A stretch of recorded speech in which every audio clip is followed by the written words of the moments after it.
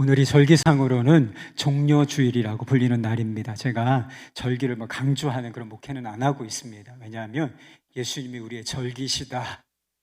매일 절기. 이렇게 생각하고 있기 때문에 절기를 특별히 강조하고 교회력에 따라서 이렇게 목회를 하고 있지는 않습니다. 근데 종려주일이에요. 예수님께서 나귀를 타시고 예루살렘에 입성하실 때 사람들이 종려나무지 가지를 꺾어서 호산나 다윗의 자손이요 이렇게 찬송을 불렀다고 해서 붙여진 이름, 그것이 바로 종려주일인 것입니다. 예수님께서 예루살렘에 입성하신 이후에 첫 번째 하신 일인데 그것은 성전을 정결케 하신 일이었습니다. 환전상들, 그리고 재물 판매업자들, 비둘기, 양 이런 파는 사람들, 그들의 상을 다 둘러엎으시고 내어 쫓으신 그런 일인 것이지요. 그 뒤에 종교 지도자들이 예수님께 와서 무슨 권위로, 무슨 자격으로 도대체 이런 일을 당신이 하고 있는 것인가에 대해서 묻습니다. 그때 예수님께서 세 가지 비유로서 이들의 완악한 마음 그리고 불순종에 대해서 책망을 하시는데 혼인잔치의 비유가 바로 그 비유 중에 하나가 되겠습니다.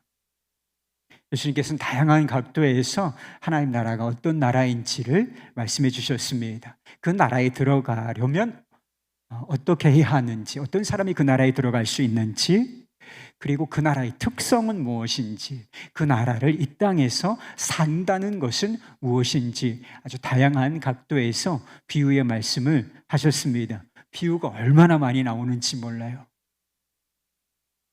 오늘 혼인잔치의 비유에서도 그와 같은 말씀을 해주시고 계십니다.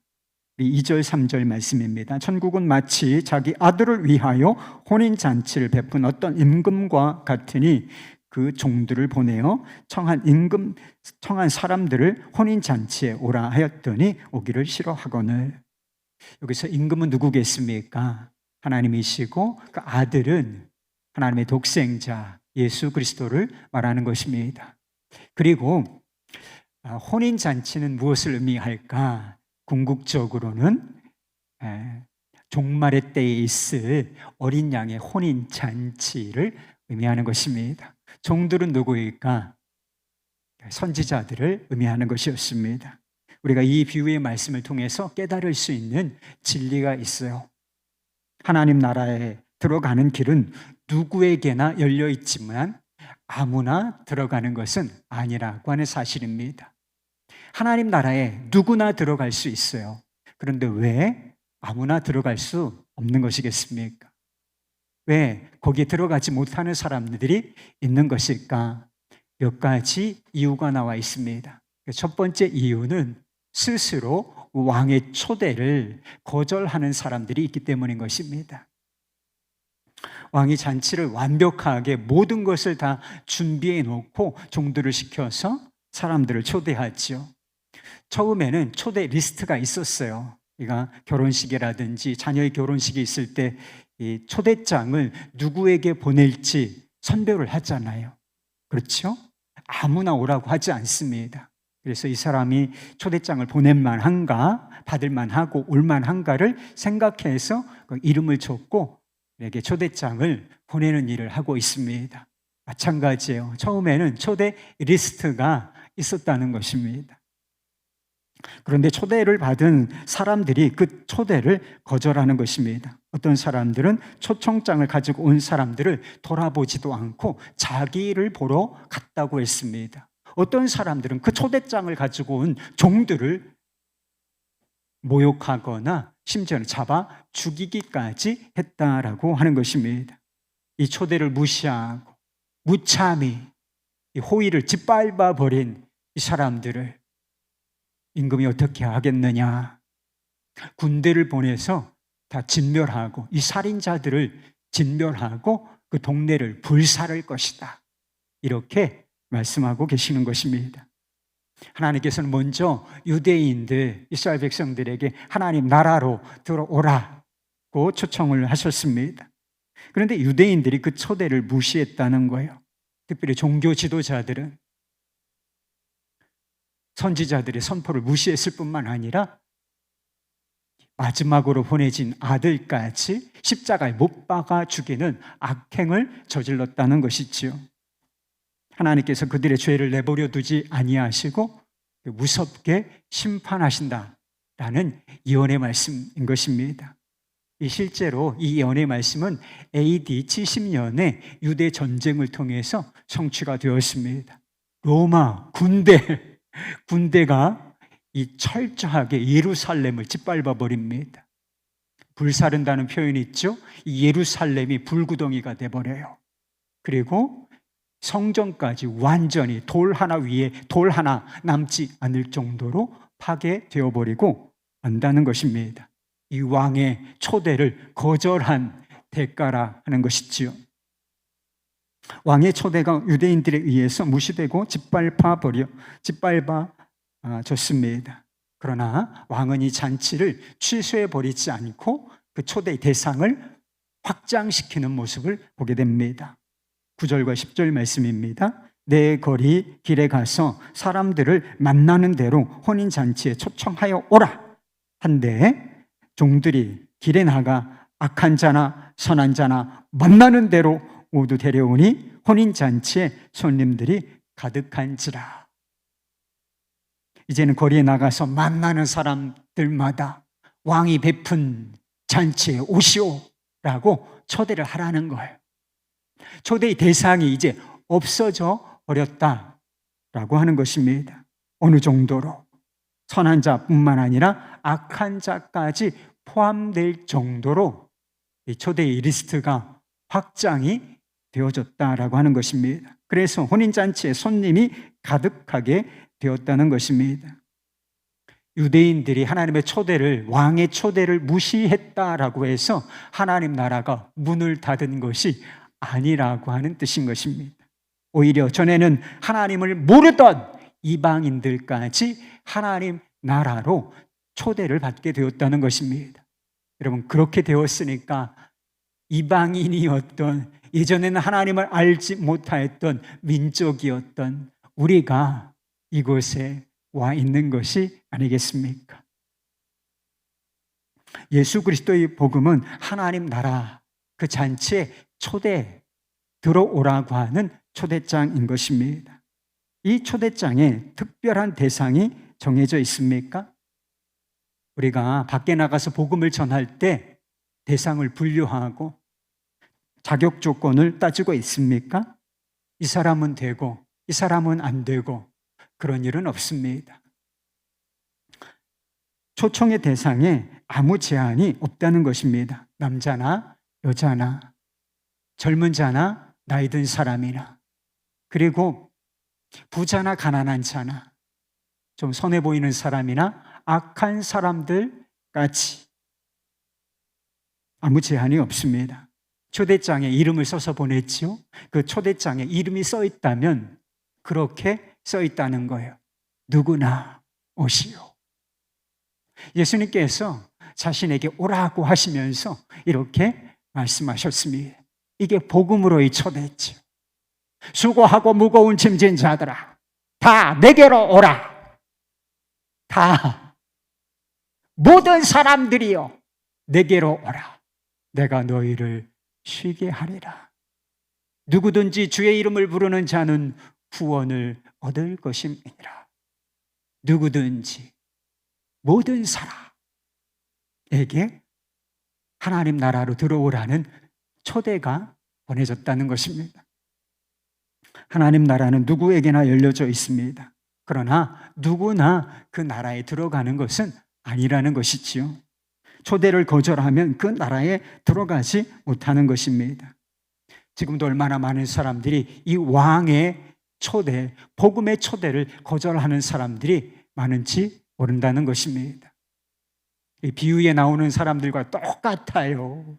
복음의 초대를 듣지만 자기 일 하러 가는 사람들이 거들떠 보지도 않고 들어보지도 않고 사업하러 가고 일하러 가는 사람들이 얼마나 많은지 모른다는 것입니다.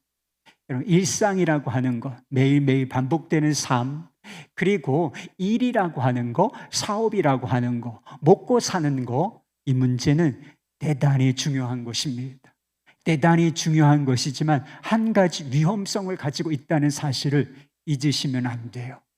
그것이 하나님의 초대를 거절하게 만드는 빌미가 될 수도 있다라고 하는 것입니다. 먹고 사는 문제, 사업의 문제, 세상 일에 바쁜 거, 일상에 매여 있게 되면 하나님의 초대를 듣고도 거절하게 되는 일이 생긴다라고 하는 점을 보여주고 있는 것입니다. 왕의 초대를 무시할 뿐만 아니라 초청장을 가지고 온 사람들, 이 사람들을 모욕하고 심지어는 잡아 죽이는 사람들이 있었지요.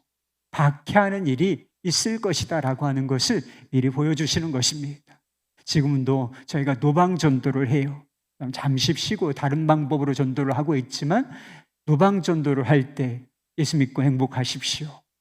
전도지 또 휴지 내밀면 보지도 않고 던져버리고, 그래서 사람들에게 짓밟히는 일들 제가 보고 있습니다.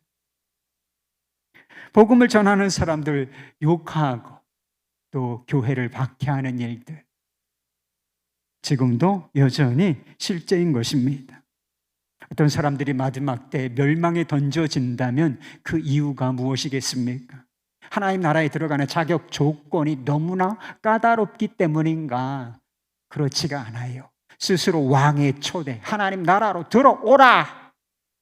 이 잔치에 참여하라고 하는 이 초대에 스스로 이 초대를 스스로 거절했기 때문이라고 하는 것입니다. 하나님 나라에 들어가지 못하는 두 번째 이유가 있어요. 초대받은 자들이 하나님 나라에 합당한 예복을 입지 않았기 때문인 것입니다. 14절 표현으로 하면 청함을 받은 사람들은 많은데 택함을 입은 사람들이 적기 때문에 이런 일이 일어나게 될 것이다 라고 하는 것입니다. 왕이 혼인잔치에 초대된 사람들을 보러 왔다가 그 중에 예복을 입지 않은 한 사람을 발견하게 됩니다. 그래서 물어요. 왜 당신은 예복을 입지 않고 이 자리에 있습니까? 유구무원, 아무 말도 하지 않자 종들을 시켜서 그를 단호하게 내어 쫓아버린다는 것이지요.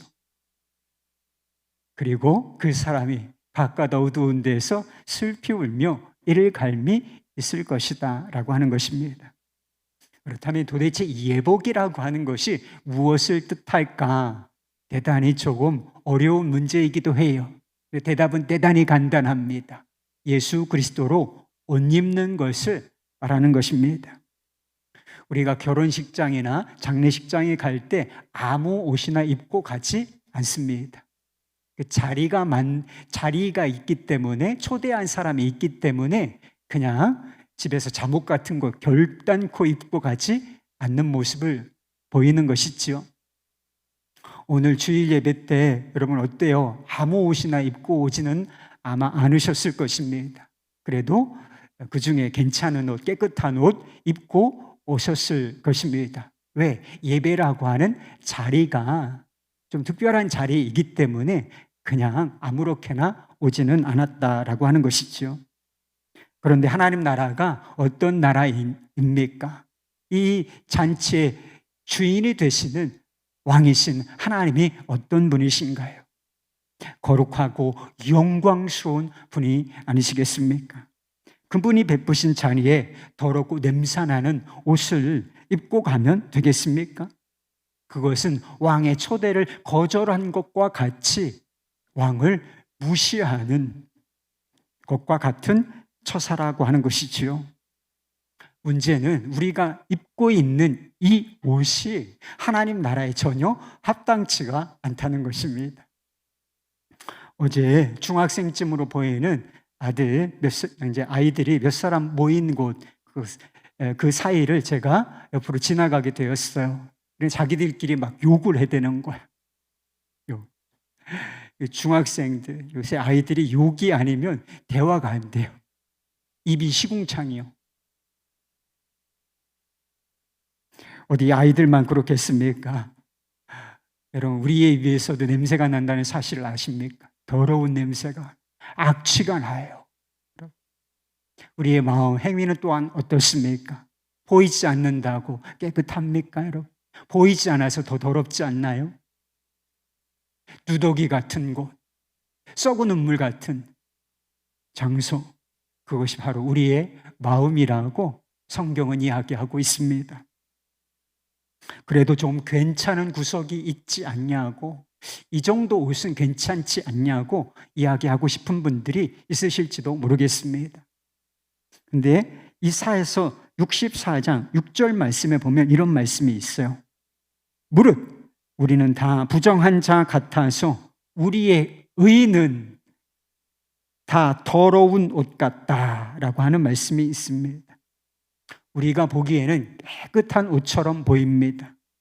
그런데 거룩하신 하나님이 보시기에는 더러운 누더기를 입고 왔구나 라고 보신다는 것입니다. 우리가 보기에는 깨끗한 옷, 그러나 하나님 보시기에는 더러운 누더기 같은 냄새나는 옷, 그게 바로 우리의 옳은 행실이라고 하는 거예요. 우리의 의, 도덕적으로 노력하는 것. 마태복음 5장에 보면 너희 의가 서기관과 바리새인보다 낫지 아니하면 결단코 천국에 들어가지 못할 것이다. 이런 경고의 말씀이 나옵니다. 서기관과 바리새인들은 율법, 하나님의 말씀을 철저하게 지키려고 무던히 애를 쓰던 사람들이었습니다. 잘 지켰어요. 그래서 자타공인, 그들은 경건하고 의로운 사람들이라 인정을 받는 사람들이었습니다. 그런데 그들보다 더 나은 의를 갖지 못한다면 결단코 하나님 나라에는 들어가지 못할 것이다 말씀하셨다는 거예요. 이 사람들의 의로 하나님 나라에 들어갈 수 있다는 뜻입니까? 없다는 뜻입니까? 못 들어간다는 뜻이에요. 사람의 행위와 노력으로 결단코 하나님 나라에 들어갈 수 없다. 왜요?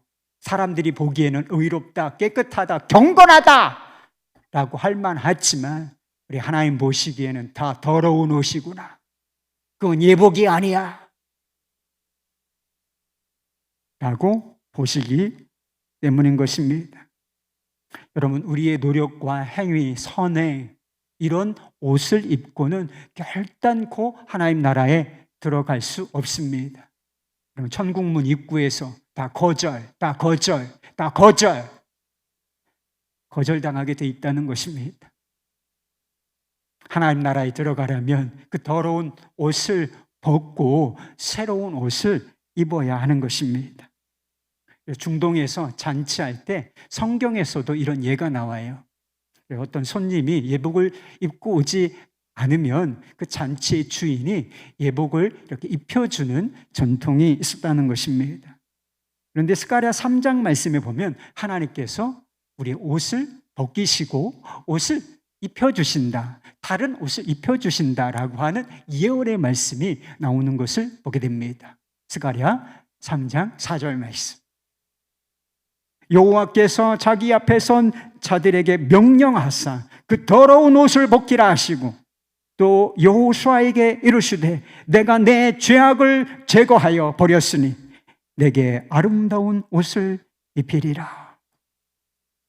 하나님께서 친히 잔치의 주인공이시죠?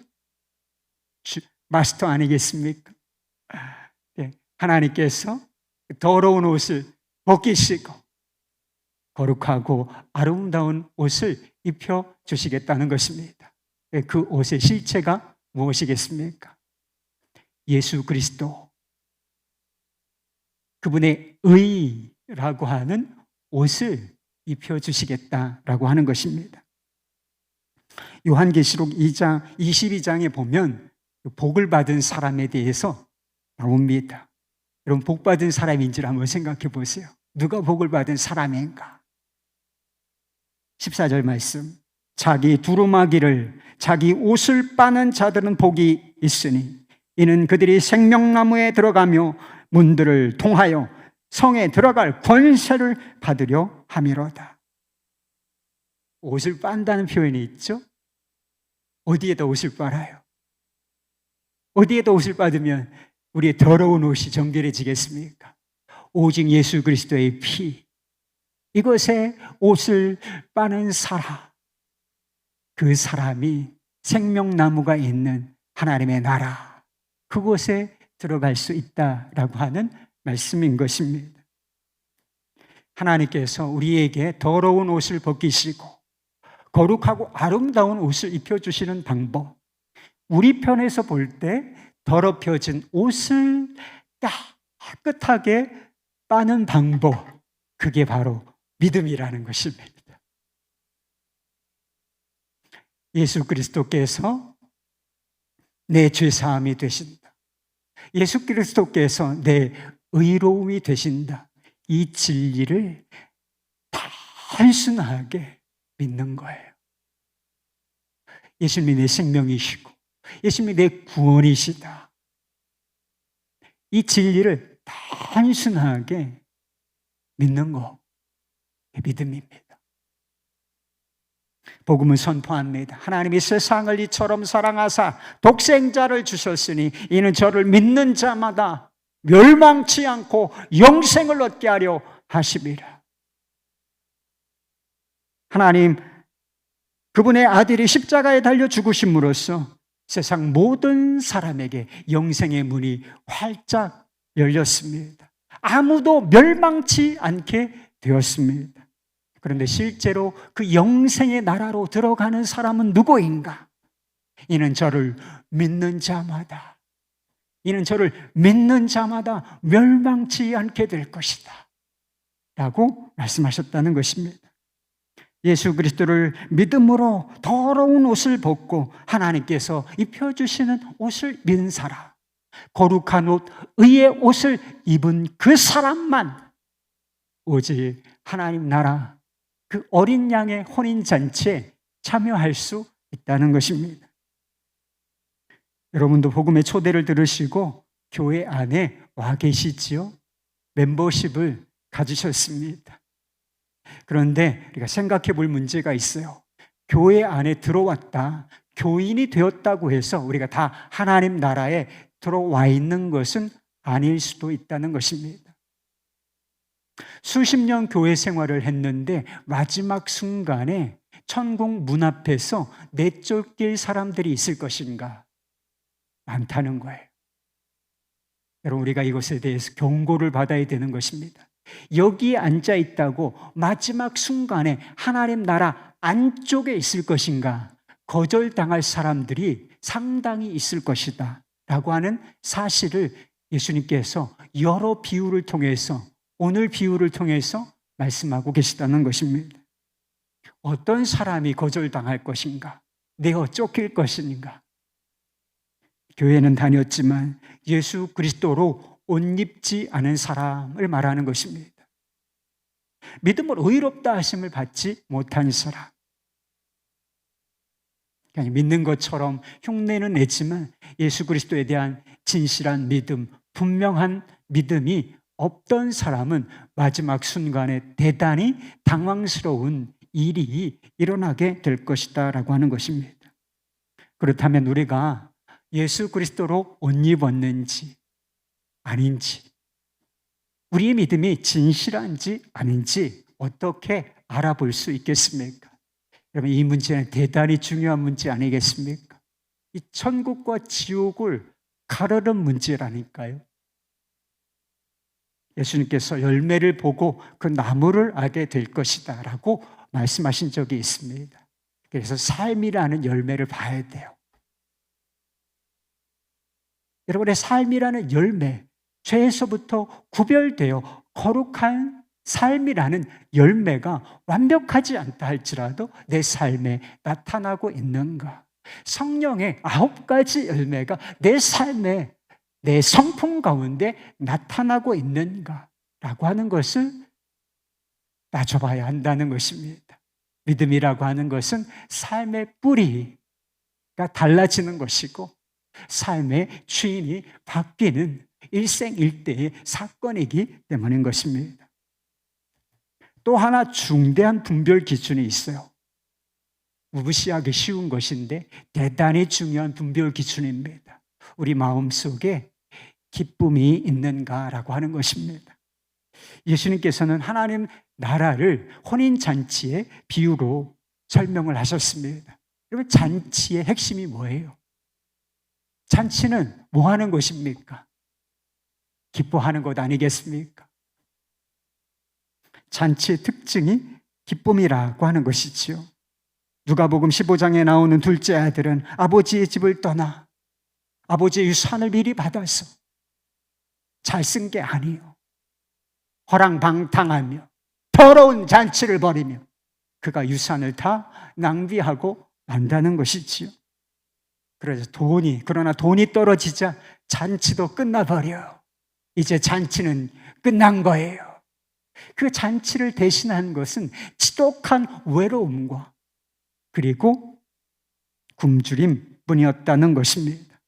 그가 다 떨어지고 냄새나는 옷을 입고 아버지의 집으로 돌아왔을 때 아버지가 어떻게 그 아들을 대우하는가? 멀리서 뛰어나온 아버지가 그 냄새나는 옷을 입고 온 그 아들을 끌어안고 기뻐한다는 것이지요. 아버지는 종들을 시켜서 제일 좋은 옷을 이 아들에게 입히라. 손에 가락지를 끼우고 더러운 신발을 벗겨버리고 새로운 신발을 신긴다는 것입니다. 거기서 끝난 것이 아니었어요. 이 방탕한 아들을 위하여 살진 송아지를 잡아서 잔치를 벌여준다는 것이죠. 그리고 이렇게 말합니다. 누가복음 15장 24절. 이는 내 아들은 죽었다가 다시 살아났으며 내가 잃었다 다시 얻었노라 하니 그들이 즐거워하더라. 둘째 아들은 아들로서의 자격을 잃었습니다. 유대 사회에서 이 아들은, 이 비유에 나오는 아들은 아들로서는 죽은 거예요. 실제로 죽은 아들이라 마찬가지였습니다. 그도 그 사실을 알았어요. 그래서 내가 아들로 불림받기보다는 종이라도 좋으니 아버지 저를 종이라도 받아주십시오. 이렇게 말할 수밖에는 없었던 것입니다. 그가 아버지를 위해서 한 게 뭐 있습니까? 한 게 없죠. 도리어 아버지를 그 마음을 아프게 한 것밖에는 없는 나쁜 아들이었습니다. 그런데 아버지는 그가 다시 자신의 품으로 돌아왔다는 그 이유 한 가지, 그 이유 한 가지만으로 새로운 옷을 입혀주고 아들의 지위를 완벽하게 회복시켜주며 그 아들과 함께 잔치를 벌였다는 것이지. 이것이 우리가 받은 은혜인 것입니다. 하나님 나라는 어떤 것이에요? 은혜의 잔치, 용서와 사랑의 잔치가 벌어지는 것입니다. 타락한 죄인들이 그저 하나님 품으로 돌아왔다는 사실에 기뻐하시는 하나님과 더불어 즐거워하는 것, 기쁨의 교제를 나누는 것, 이것이 바로 하나님 나라인 것입니다. 여러분, 우리가 예배 중에 왜 찬양을 하는지 아십니까? 그게 기쁨의 표시인 것입니다. 찬양이라고 하는 것은 하나님을 경배하는 것인데 그 밑바탕에 있는 정서, 감정이 바로 기쁨이라고 하는 것입니다. 이런 믿음과 기쁨이 배어있지 않은 찬양, 그 찬양은 음악적으로 아무리 훌륭하다 할지라도 찬양으로서의 가치가 없는 것입니다. 찬양은 기쁨인 거예요. 클로우라고 하는 사람은 우리가 찬양하는 이유를 이렇게 말했습니다. 이 세상에서 또는 내세에서 그리스도를 통하지 않는다면 용서란 없다. 이방 종교들은 용서란 말을 거의 알지 못했다. 불교와 회교도는 열렬한 신앙을 갖고 있지만 화목의 필요성이나 은혜는 깨닫지 못하고 있다. 이를 가장 잘 보여주는 증거는 매우 간단하다. 그것은 기독교의 예배의 찬송가에서 찾아볼 수 있다. 불교 사원에서는 찬양의 외침이 전혀 울려 퍼지지 않는다. 회교도 예배자들은 결코 노래를 부르지 않는다. 그들의 기도는 기껏해야 복종과 요구의 기도이다. 그들은 감사라는 더 기쁜 선율에는 거의 도달하지 못한다. 그들은 결코 용서받은 자의 노래로 환호하지도 않는다. 여러분, 세상 노래하는 것보다 찬양이 더 좋으십니까? 세상 사람들이 즐거워하는 게 뭐예요? 별거 없어요. 음주 가무예요. 음주 가무보다 주님을 예배하고 찬양하는 것이 마음의 기쁨이 되었습니까? 기도는 하는데 주십시오, 주십시오. 물론 그렇게 할 수 있죠. 그러나 그 이전에 감사라는 더 기쁜 선율에 여러분 도달해 계십니까? 그것이 우리가 그리스도로 옷 입었다는 증거인 것입니다. 전에 섬기던 교회 한 목사님이 새 가족 세례를 주기 전에 세례 문답을 한 이야기를 하시더라고요. 그 성도님은 주목자, 다르게 표현하면 노숙자였던 분이셨습니다. 간증문을 읽는데 첫 구절이 이렇게 시작되었다는 거예요. 요즘 저는 행복합니다. 근데 사실 이분은 대단히 어려운 시간들을, 삶들을 살아왔고, 그래도 악착같이 삶을 포기하지 아니하고 살아오려고 했던 분이신 것입니다. 그런데 결국 그에게 남았던 것은 지독한 외로움, 그리고 굶주림, 마음에는 슬픔과 분노뿐이었다고 했습니다. 그러다가 교회에 인도되어서 20주간의 일대일 양육을 받게 된 것이었습니다.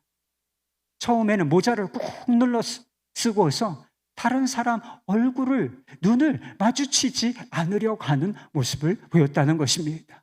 그런데 시간이 지나가면서 3주 차에 스스로 모자를 벗고 양육을 받기 시작하게 되었다는 것입니다. 전에는 다 내가 불행한 것이 남의 탓으로 여겨졌다는 것입니다. 그 사람 때문이지. 그런데 양육을 받으면서 자신의 죄가 보이고 깨달아지고 회개하게 되었다고 했습니다. 그리고 그런 후에 마음에 행복하다라고 하는 그런 기쁨이 찾아오게 되었다는 것입니다. 10년 넘게 길었던 머리도 자르고 이제 새로운 삶을 시작했습니다. 그리고 간증문은 이렇게 마무리되었다는 것입니다. 제 마음에 오신 예수님 때문에 제가 행복해진 게 정말 신기합니다. 행복하다는 소리를 입에 달고 다닙니다. 멀리 있는 애들한테 아빠가 예수님 믿고 변화된 모습을 보여주고 전도를 해서 함께 행복하게 살고 싶습니다. 저를 진짜 행복의 길로 인도해 주신 예수님 감사합니다. 행복합니다. 사랑합니다. 여러분 안에는 이 기쁨과 행복이 있으십니까? 세상 그 무엇보다 예수님이 좋으십니까? 그것이 우리가 바로 믿음으로 그리스도의 의, 그리스도라고 하는 옷을 입었다는 뜻이 되는 것입니다. 그리스도를 따르는 길은 자기 부인이 필요한 길입니다. 누구든지 나를 따라올 수 있지만 나를 따라오려거든 자기를 부인하고 자기 십자가를 지고 나를 따를 것이다. 자기 십자가를 지는 순종이 필요한 그런 길입니다. 자기 포기와 순종, 그리고 완전한 헌신, 이것이 필요한 길, 그것이 바로 주님을 따르는 길인 것입니다. 우울하지 않겠느냐고요? 고통스럽지 않겠느냐고요? 그렇지 않은 것입니다. 기뻐서 따를 수 있는 길이에요. 기쁨으로 자기를 넘고 자기를 부인하고 그리고 순종하며 헌신하여 가는 길, 그 길이 바로 주님을 따르는 길인 것입니다. 성경 주석가로 알려진 매튜 할리라고 하는 분이 계세요. 근데 인생에 고난이 없었던 분이 아니십니다. 큰 고난, 받으셨는데 아내가 출산 중에 세상을 떠났어요. 그리고 아이들 중에 셋이 아주 어린 나이에 세상을 떠나는 죽게 되는 그런 상실, 사별의 아픔을 겪어야 했다고 했습니다. 그런데도 불구하고 그는 다음과 같은 사람으로 기억되어 있다는 것입니다. 헨리는 메사의 밝은 면을 보는 멋진 성향과 위력이 있었다. 그의 유쾌한 기질과 즐거운 마음을 보고 사람들은 그리스도인이 되면 행복한 것이 틀림이 없다라고 느꼈다. 이런 쾌활함은 그의 삶 전체에 배어 있었다. 그의 삶이 종교와 전혀 무관한 많은 이들에게 큰 영향력을 미친 한 가지 이유는 한결같이 행복한 그 활기에 있다. 사람들은 그것을 보고 부러워했다. 여러분, 전도하려면 어떻게 하시면 되는지 아십니까? 행복하면 돼요. 예수님 때문에 행복함. 여러분, 이 행복, 이 기쁨이 삶에 쫙 하고 그의 인생의 분위기를 장악했던 이 기쁨, 이 행복, 이게 어디서 왔겠습니까? 두말할 것도 없이 예수 그리스도, 그분에게서 온 것입니다. 세상이 주는 기쁨은 잠시 기쁠 수는 있지만 고난이 찾아오면 그것이 슬픔으로 바뀌어지게 되어 있는 것입니다. 그러나 하나님 나라에서 누리는 기쁨은 고난이 와도 위축은 될 수 있지만 사라지는 것은 결코 아닌 것입니다.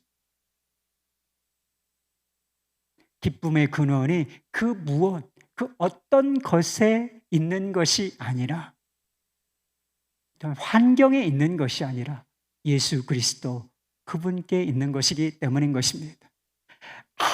아무 자격이 없는 죄인들을 멀리서 바라보시고 와락 끌어안으시고 기뻐하시는 그 하나님 아버지께 있는 것이기 때문인 것입니다.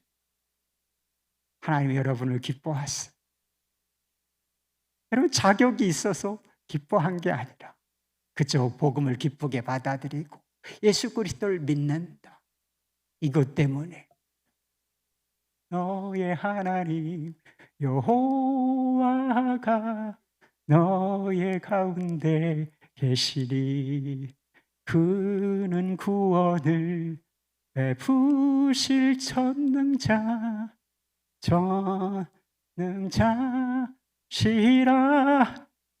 할렐루야.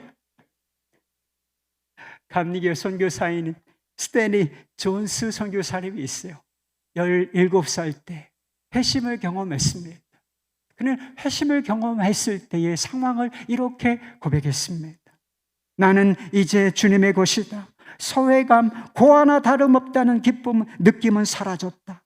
나는 주님과 화해하였다.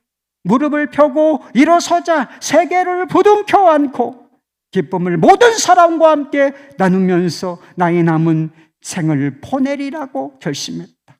전에는 꿈도 꾸지 못했던 일이다.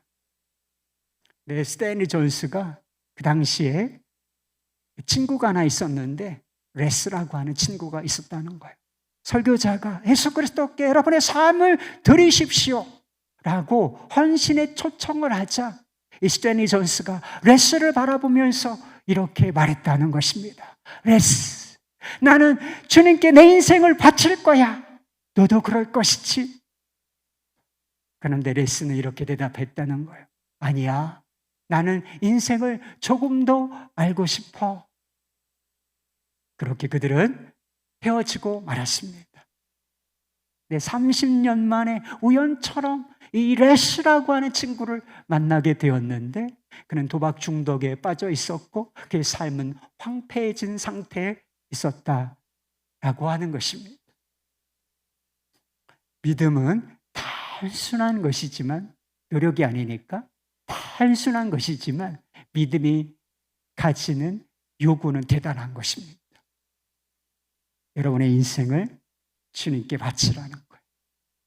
그리스도께 완전히 우리 자신의 인생을 넘기는 것, 그것이 믿으라는 요구인 것입니다.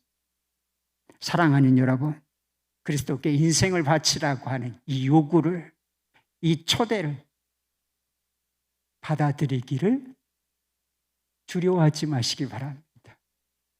그것은 사랑의 초대. 나와 더불어 먹고 마시자. 친밀한 교제로의 초대인 것입니다. 다르게 말해서 기쁜 잔치로의 초대인 것입니다. 여러분, 무엇을 더 알고 싶으십니까? 그리스도를 더 알기를 갈망하십시오.